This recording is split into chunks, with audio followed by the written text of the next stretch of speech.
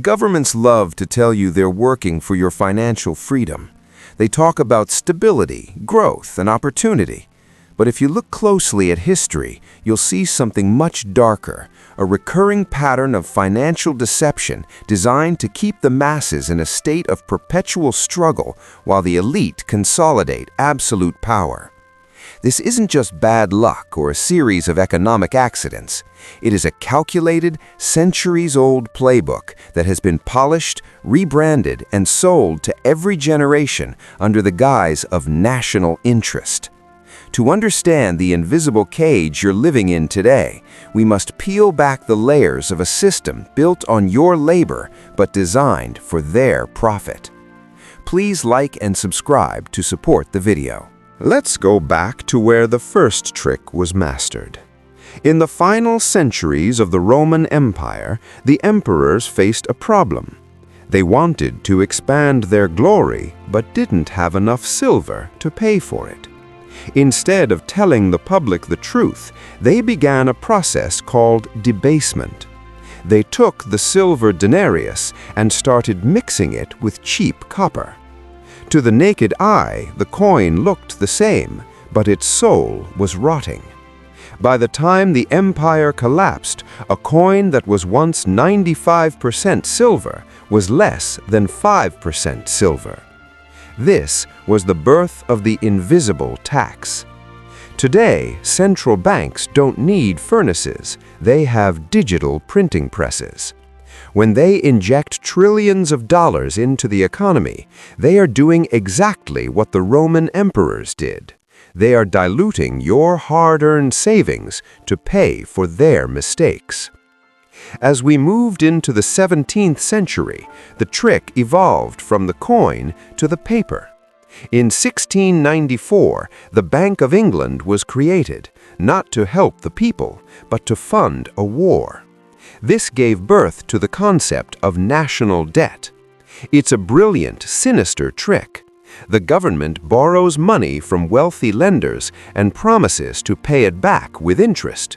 But where does that interest come from? It is extracted from you, the taxpayer.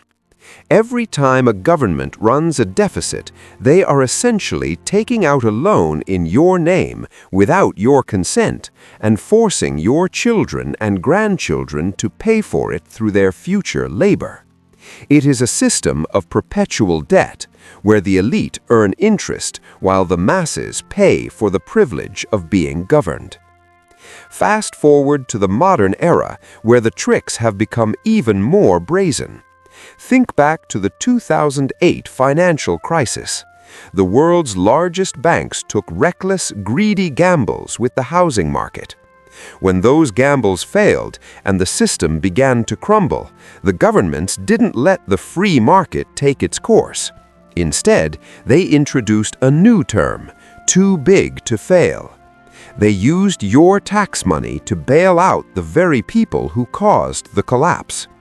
This is the ultimate heads they win, tails you lose scenario. The gains remain in private boardrooms, but the losses are socialized.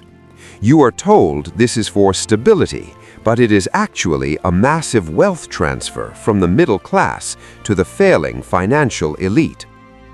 Following the 2008 crisis, a new sophisticated trick was deployed: quantitative easing. It sounds technical and boring, and that is exactly the point. Complexity is camouflage. In reality, it was just a fancy way of printing money to buy government bonds and toxic assets.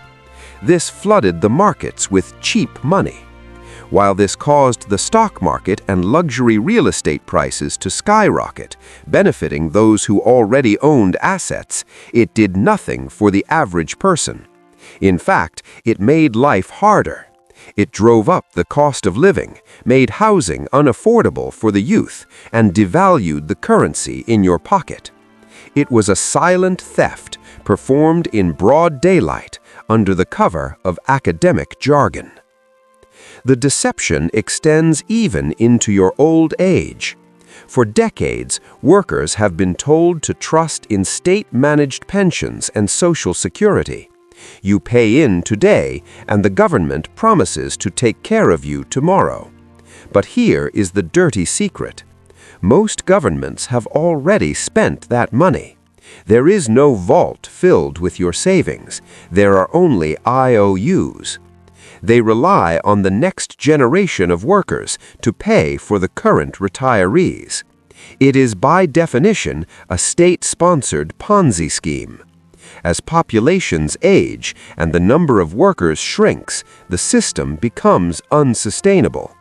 Instead of admitting the failure, they reform it, which is just a polite way of saying they will raise your retirement age, increase your taxes, or pay you in inflated currency that buys half as much as it used to. You might wonder why the laws don't protect you. This is because of regulatory capture. In a fair system, regulations protect the consumer. In our system, the largest corporations often write the very laws that are supposed to govern them. By creating thousands of pages of complex rules, they build a moat around their businesses. Small competitors can't afford the legal fees to comply, but the giants have armies of lawyers to find the loopholes. This ensures that the rich stay rich and the competition stays dead. It is the same dynamic the Peaky Blinders used on the streets of Birmingham, just moved into the halls of Parliament and Congress. If you own the referee, you never lose the game. War has always been the greatest excuse for financial trickery. During the Great Wars, buying bonds was sold as a patriotic duty. People felt they were saving civilization. While the soldiers sacrificed their lives, the financiers were securing 30-year guaranteed returns. Today, we see trillions spent on forever wars that are financed through debt. These wars rarely achieve their stated goals, but they always succeed in one thing: transferring public wealth into the hands of defense contractors and bondholders. The cost of a missile is paid by the taxpayer, the profit goes to the corporation, and the debt is left for the next generation. It is a cycle of destruction that is incredibly profitable for those at the top. Why don't more people complain? Because the system is intentionally designed to be incomprehensible. Tax codes are now so long that no single human being has read them all. Financial instruments are so layered and complex that even the bankers who sell them often don't understand the risks. When you cannot see the transfer of wealth, you cannot resist it. In ancient times, people could see the silver disappearing from their coins. Today, the theft is hidden in balance sheets, shadow banking, and obscure acronyms. Complexity is the modern emperor's new clothes. Anyone who points out the naked truth is told they simply don't understand modern economics. So, what is the takeaway from this dark tour of history? The first realization is that you cannot rely on the system to save you, because the system was designed to harvest you. However, knowledge is the first step toward freedom. Throughout history, those who recognized the tricks were the ones who survived. Financial literacy isn't just about making money, it's about defending your life's work. When the government prints money, you must own hard assets, things they cannot print more of. When they use complexity to hide the truth, you must seek education. When they tell you to trust the system, you must trust the numbers. History doesn't repeat, but it definitely rhymes. The financial chains that kept the Roman peasant in debt are the same ones being forged today in the digital halls of central banks. The only difference is the language they use. If you continue to believe that inflation is natural, that debt is investment, and that bailouts are mercy, you will remain a pawn in their game. But once you see the strings, the puppet show loses its power. Break the cycle.